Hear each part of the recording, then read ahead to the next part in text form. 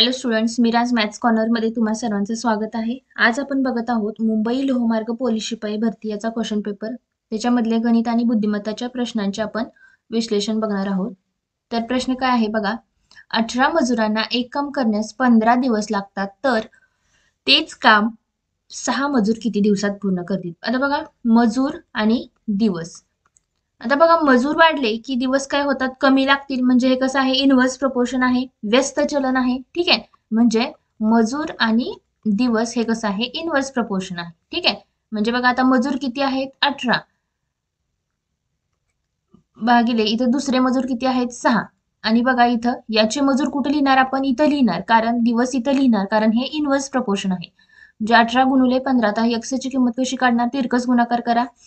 18 गुणिले 15 भागिले 6. 6 1 6, 6 3 18, 15 3 45. म्हणजे 6 मजूर असतील तर दिवस किती लागतील, 45 दिवस लागतील. कसं आहे की मजुरांची संख्या काय झाली, कमी झाली, म्हणजेच दिवसांची संख्या अर्थातच काय होणार आहे, वाढणार आहे. किंवा डायरेक्ट तुम्ही असंही करू शकता, मजुरांची संख्या 3 पटीने कमी झाली, म्हणजे दिवसाची संख्या काय होणार की 3 पटीने वाढणार. म्हणजेच 15 त्रिक 45 हे तुमचं तोंडीही तुम्हाला उत्तर काढता येऊ शकतं. नेक्स्ट बघा. एका संख्येला 2 ने भागण्याऐवजी 2 ने गुणले. एक संख्या आहे कोणतीही एक्स, त्याला काय केलं, 2 ने भागायचं होतं, पण काय केलं, 2 ने गुणलं. 2 ने गुणल्यानंतर उत्तर काय आलं, 8 आलं. तर ती संख्या काढता येईल तुम्हाला. एक्स बरोबर 4 ही ती संख्या आली. तर खरे उत्तर काय, आता खरे उत्तर म्हणजे काय, ती संख्या आहे 4. या संख्येला काय करायचं होतं की 2 न भागायचं होतं. म्हणजे तुमचं उत्तर खरं किती यायला पाहिजे होतं, 2 यायला पाहिजे होतं, पण उत्तर किती आलं, 8 आलं. पहिल्यांदा काय केलं की दिलेल्या कंडिशनवरून ती संख्या काढली, ती संख्या भेटली 4, आणि त्या संख्येला खरं काय करायचं होतं की 2 न भागायचं होतं. म्हणजे 4 भागिले 2 केल्यानंतर तुमचं उत्तर किती येईल, 2 हे तुमचं उत्तर येणार आहे. नेक्स्ट बघा.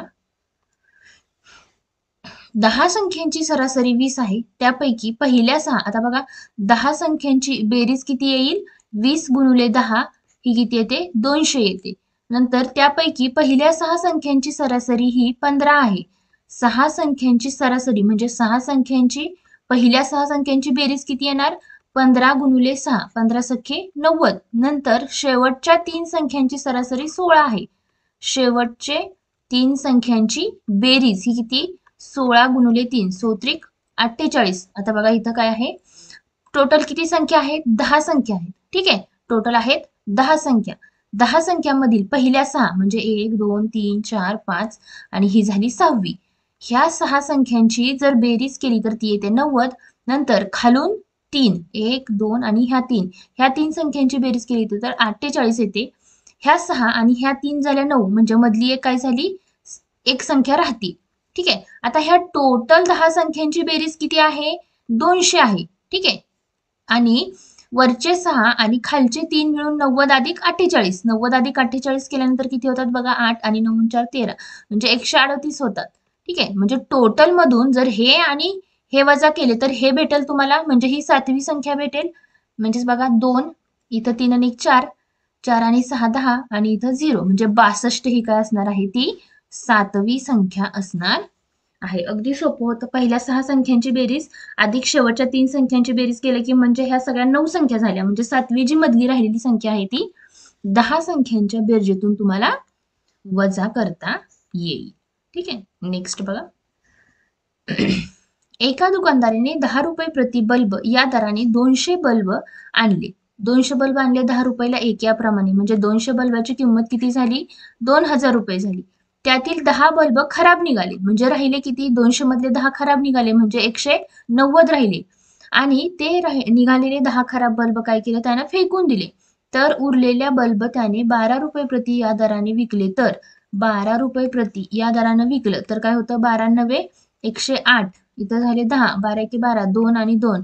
म्हणजेच त्यानं काय केलं की राहिलेले 10 बल्ब फेकून दिले, 200 मधले 10 गेले, म्हणजे 190 राहिले.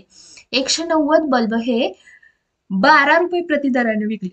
म्हणजे 190 गुणिले 12 केल्यानंतर किती येतं, 2280 येतं, म्हणजे 2280 येतं. मग आता बघा, ह्यानं खरेदी कितीला केलं होतं, 2000 रुपयांना खरेदी केलं होतं. विकलं कितीला, 2280 ला विकलं. म्हणजेच त्याला नफा झाला, आणि तो नफा किती झाला, 2280 वजा 2000 केलं की 280 नफा झाला. आता हा शेकडा नफा कसा काढायचा येईल, हा 280 नफा किती वरती आहे? 2000 वरती आहे. तर 100 वरती किती? ह्या 2 शून्याला हा 2 शून्य गेले, नंतर ह्या शून्याला हा शून्य गेले, बे की बे आणि बे 14 म्हणजेच काय होणार आहे त्याला 14% एवढा काय होणार आहे शेकडा नफा किंवा 14% नफा होणार आहे. ठीक आहे. नेक्स्ट बघूयात आपण. प्रज्ञाकडे जेवढी 2 रुपयांची नाणी आहेत तेवढीच 5 रुपयांची नाणी आहेत. आता बघा समजा समजा 2 रुपयांची व 5 रुपयांची एक्स नाणी आहेत. ठीक आहे. म्हणजेच 2 रुपयांची जर एक्स नाणी असतील तर 2 एक्स रुपये झाले आणि 5 रुपयांची एक्स नाणी असतील तर 5 एक्स झाले. बरोबर तिच्याकडे एकूण 196 रुपये आहेत. 196 टोटल रुपये किती झाले? 196. ठीक आहे. 2 एक्स अधिक 5 एक्स म्हणजे किती होतात? 7 एक्स बरोबर 196. म्हणजेच एक्स बरोबर किती येईल? 196 भागिले 7. 7 दोन्ही 14. इथं राहिले 5 7 56. म्हणजे एक्स बरोबर किती झाले? 28 झाले. म्हणजे किती नाणी आहेत? 2 रुपयांची पण 28 नाणी आहेत आणि 5 रुपयांची पण 28 नाणी आहेत. म्हणजे तर तिच्याकडे असणाऱ्या 5 रुपयांची नाण्यांची संख्या किती? तर 28 ही काय असणार आहे? 5 रुपयांच्या नाण्यांची संख्या असणार आहे. जर दोन्ही मिळून किती नाणी आहेत असं विचारलं असतं तर 2 रुपयांची झाली 28 अधिक 5 रुपयांची 28 म्हणजे टोटल किती? 56 नाणी आहेत असं तुम्ही इथं म्हणू शकता. ठीक आहे. नेक्स्ट बघूयात आपण. एक गाडी एका तासात 42 किलोमीटर अंतर जाते तर त्याच वेगाने ती गाडी 20 मिनिटात किती अंतर जाईल? आता बघा एका तासामध्ये किती जाते? 42 किलोमीटर. 42 किलोमीटर एका तासामध्ये. एक तास म्हणजेच किती मिनिट असतात? 60 मिनिट असतात. ठीक आहे. 60 मिनिट झाले तर 20 मिनिटामध्ये किती? 20 मिनिटामध्ये किती? ठीक आहे. आता ही 42 किलोमीटर. आता बघा इथे लिहिलं आपण 42 किलोमीटर आणि 60 मिनिटं तर इथं 20 मिनिटाला किती किलोमीटर? ठीक आहे. म्हणजे 42 गुणिले 20 तिरकस गुणाकार करा. 6 8 48 आणि 8 दोन्ही इथं 6 7 42 येतं. 7 येईल आणि 7 दोन्ही 14. म्हणजेच आता बघा इथं 20 मिनिटामध्येच म्हणजे 3 पटीनं काय झालं? कमी झालं. एका तासामध्ये म्हणजे 60 मिनिटामध्ये किती गेली? 42 गेली. म्हणजे ह्याला काय केलं? फक्त आपण 3 न भागलंय तर ह्याला पण फक्त 3च भागायचं. 3 एके 3 3 एके 3 3 चौक 12 म्हणजेच 14 किलोमीटर एवढं अंतर जाणार आहे. अगदी सोपं आहे. कोणत्याही पद्धतीनं सॉल्व्ह करा तुम्हाला तुमचं उत्तर भेटेल. नेक्स्ट बघा. एका चौरसाचे क्षेत्रफळ 4.41 चौरस सेंटीमीटर आहे तर त्या चौरसाची परिमिती किती? आता क्षेत्रफळाचं सूत्र काय आहे? चौरसाचे क्षेत्रफळ बरोबर बाजूचा वर्ग. ठीक आहे. बाजूचा वर्ग म्हणजेच किती दिलाय? 4.41 दिलेला आहे. बाजूचा वर्ग. आता ह्याचं जर वर्गमूळ काढलं तर काय येईल? तुम्हाला त्याची बाजू काढता येईल. बाजू किती येते? 2.1 येते बाजू. ठीक आहे. 2.1 सेंटीमीटर. तर त्या चौरसाची परिमिती किती? परिमिती कशी काढाल तुम्ही? परिमिती बरोबर 4 गुणिले बाजू म्हणजे 2.1 गुणिले 4. 4 1 4 इथं 4 2 8. 8.4 सेंटीमीटर ही काय असणार आहे? त्या चौरसाची परिमिती असणार आहे.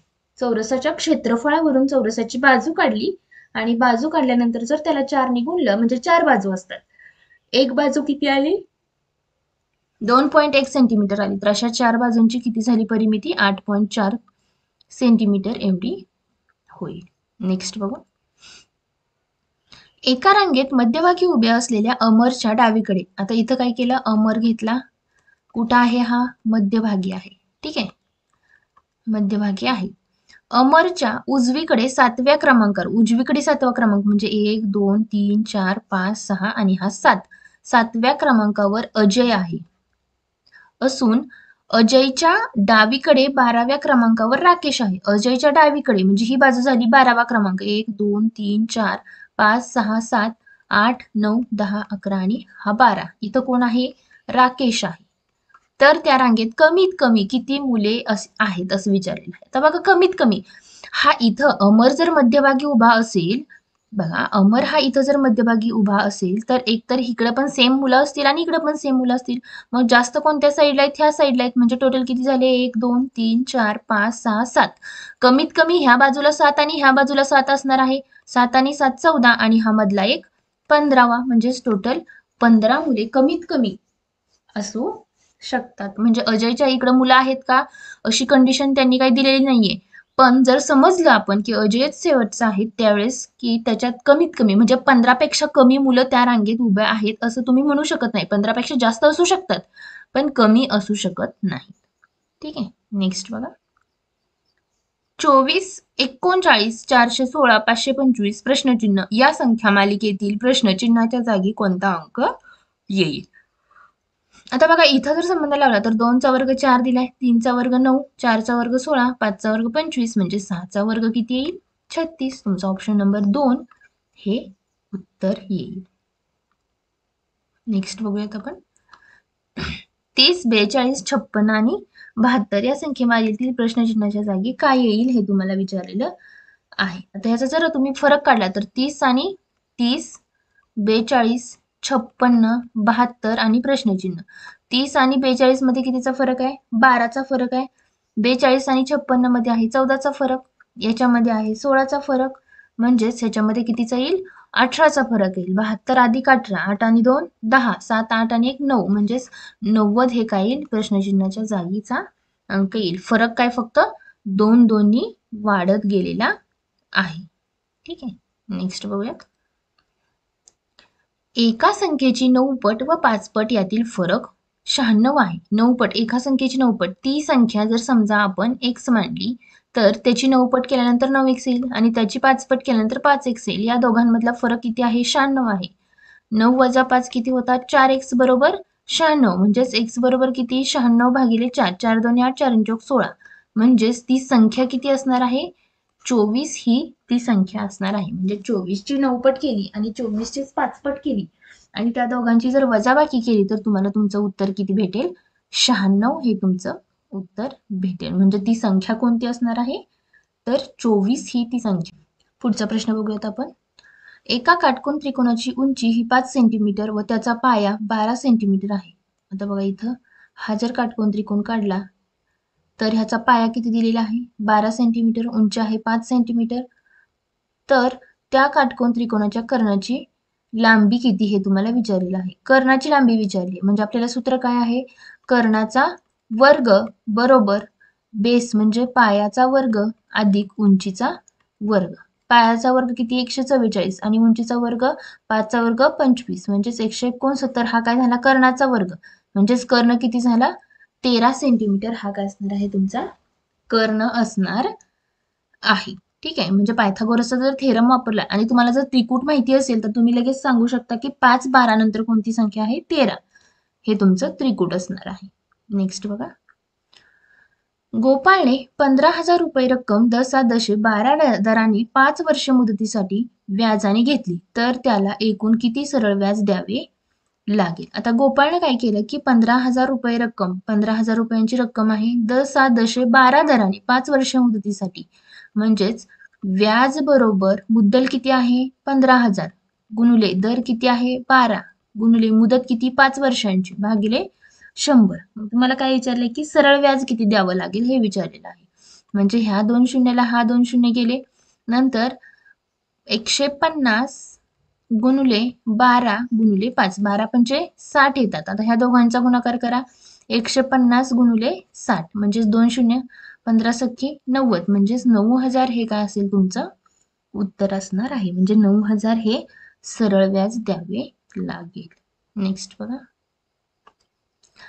दोन संख्यांची बेरीज 12 आहे आणि त्या संख्यांच्या वर्गांची बेरीज दोन संख्यांची बेरीज केली तर किती? 12 येते आणि त्या संख्यांच्या वर्गांची जर बेरीज केली तर किती येते? 80 येते. तर त्यापैकी मोठी संख्या कोणती? आता जर मोठी संख्या काढायची असेल तर हे असं सॉल्व्ह करण्यापेक्षा तुम्हाला ऑप्शन थ्रू इझी पडेल. आता बघा ह्याच्यामध्ये मोठी संख्या जर समजा आपण 4 पकडली तर त्याच्यापेक्षा मोठी संख्या 4 असू शकत नाही. जर 8 पकडली तर 8 आणि कशाची बेरीज येते? 12. तर 8 आणि 4 ची बेरीज येते आणि 8चा वर्गच केला तर किती येतो? 64 येतो आणि 4चा वर्ग केला तर येतो 16. म्हणजे 6 4 10 6 7 आणि 8 80 ही काय येते? त्यांच्या वर्गांची बेरीज येते आणि दोन संख्यांची बेरीज किती येते? 12 येते. म्हणजेच त्यातली मोठी संख्या कोणती आहे? 8 ही त्यांची मोठी संख्या आहे. नेक्स्ट बघा. 121, 169, 225 प्रश्नचिन्हाच्या जागी काय येईल? 121 म्हणजेच 11चा वर्ग 121 आहे. 13चा वर्ग आहे 169, 225 हा कशाचा वर्ग आहे? 15चा वर्ग आहे. 11, 13, 15 म्हणजे 17चा वर्ग काय येईल? विषम संख्या, क्रमानं विषम संख्या म्हणजे 17चा वर्ग किती येतो? 289 येतो. त्यामुळे त्याचं उत्तर काय येईल? 289. नेक्स्ट बघा. खालीलपैकी कोणत्या संख्येचा वर्ग ही 3 अंकी मोठ्यात मोठी संख्या येईल? आता बघा, आपल्याला जर वर्ग पाठ असतील तर तुम्हाला याचं उत्तर लगेच इझिली काढता येईल, आणि जर वर्ग पाठ नसतील तर तुम्हाला काय करावं लागेल? त्याचा गुणाकार करत बसावा लागेल. 29चा वर्ग आहे 841, 30चा वर्ग तर सगळ्यांना माहिती आहे 900, 31चा वर्ग आहे 961 आणि 32चा वर्ग आहे 1024. म्हणजे 3 अंकी मोठ्यात मोठी संख्या कोणता येईल? तर 31चा वर्ग ही 3 अंकी सर्वात मोठ्यात मोठी संख्या येणार आहे. नेक्स्ट बघा. तर आजचा व्हिडिओ इथं संपतोय. व्हिडिओ आवडला असेल तर व्हिडिओला लाईक करा आणि चॅनलला सबस्क्राईब करा, जेणेकरून तुम्हाला नेक्स्ट व्हिडिओ टाकल्यानंतर पाहता येतील, आणि बेल आयकॉनला क्लिक करा, जेणेकरून व्हिडिओ टाकल्यानंतर तुम्हाला लगेच नोटिफिकेशन येईल आणि व्हिडिओ पाहता येईल. थँक्यू.